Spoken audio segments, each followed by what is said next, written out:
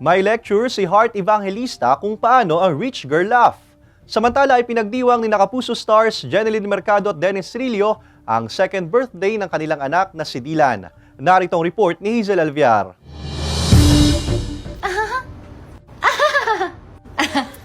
Ganyan daw dapat ang rich girl laugh ayon kay Heart Evangelista. Dapat ay bilang at poised and composed pa rin. Ginawa ni Heart ang video matapos magtanong ng isang netizen kung paano gawin ang rich girl laugh. May mahigit 5 million views and counting na ang nasabing video. Ibinahagi ni Jeneline Mercado sa kanyang social media account ang ilang photos nila sa pagdiriwang ng second birthday ng kanilang anak ni Dennis Trillo. Tema ng birthday party ni Dylan ang isang children show kung saan kita ang saya niya sa kanilang mga larawan.